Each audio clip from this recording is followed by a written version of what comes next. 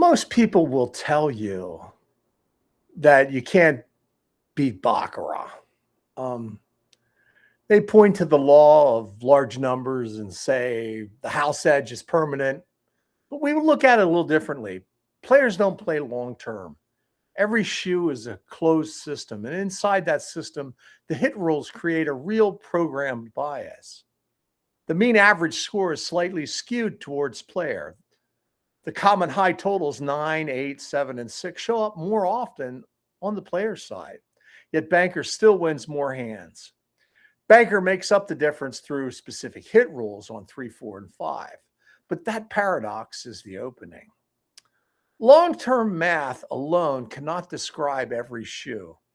The same random card routine produced temporarily skewed stretches. Those stretches are short-term edges we hunt for. To find them, you have to stop relying only on long-term numbers. You have to track the actual short-term statistics of the shoe that are setting right in front of you. The side frequencies, the streaks, the chops, the score distributions, the opposites, the repeats, time before last compared to opposite time before last, so on and so forth. Disparity, derived roads. When a clear temporary bias appears, we use intelligent money management. Negative progressions when the target is more than one hand, or press when it's the same side or a streak or a zigzag. But we only bet when the edge is visible. That's the central idea here. But you have to leave the limiting mental circle of long-term odds behind you. You have to look at it through a different focus, short-term statistics. You have to kind of open your senses, so to speak. You actually have to experience the game as it actually is instead of filtering everything through the predetermined long-term math odds that you religiously follow to the T. Players who insist the game is an equal gamble miss the actual effects of the hit rules. They do not understand that any assignable cause in any process, such as the non-symmetrical hit rules in Baccarat, skews the game. This is completely different from roulette, where every rim on a balanced wheel is the same height, and there is no built-in bias. But they drastically underestimate how a 1% variance in a process can create predictable outliers. It happens in a lot of processes. 1% variance down here affects the overall process in the end. To experience the game as it is, you must go to the casino and watch it, set, observe, play with other people, and track with every hand. Yes, each hand is independent, but the underlying hit rule bias still surfaces if you keep a close watch on the statistics of a particular shoe. The short term is much more interesting, beyond measure. That is where the real opportunity in Baccarat lives. BeatTheCasino.com, we're a club. Look, we look at Baccarat and other games through a different lens.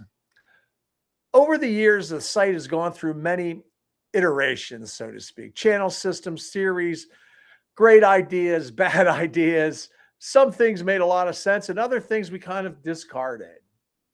But it all had one purpose: to examine the games without accepting the standard long-term view only. Why play if that's all you're going to view the game as? We want to find something else. We get accused of running a scam. Well, first of all, we want people to join our forum and contribute to the conversation. Of course, I want the business to show a profit. We're simply a group of engaged players from all over the world who share ideas, test approaches, and get to know each other. Quite honestly, it's a lot of fun. The philosophy is humble. I started this. If I can't figure out how to win, maybe a group of people who have experience playing, because you can't deny that people report winning consistently. I mean, they listen, you say you can't beat the slots. Well, sure you can. You hit the jackpot, you did. So there are ways to find ways through things other than what is commonly referred to as long-term odds. We don't claim certainty, of course. Only the short term deserves a far deeper attention than most people give it. All the experts, quote experts, they live in their computer. They live in the long-term odds. Go see the game. People think Baccarat is predictable. They didn't learn this by not playing the game. They didn't observe this by not playing the game. Now, albeit they may bet on it too much. They may think it's too predictable.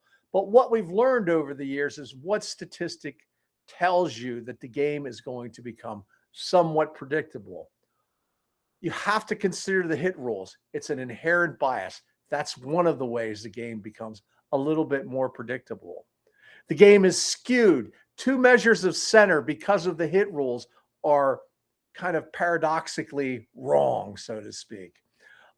Who would bet that the player's average hand was greater than the banker's average hand, but yet banker wins more hands? Of course not. Anyway, if this way of looking at the game interests you, come join us at Beat the Casino. We're a group of players from around the world who simply want to examine Baccarat and other games through a different lens. If this appeals to you, come on over and join us. We'd love to have you and hear your experiences too. Thanks a lot.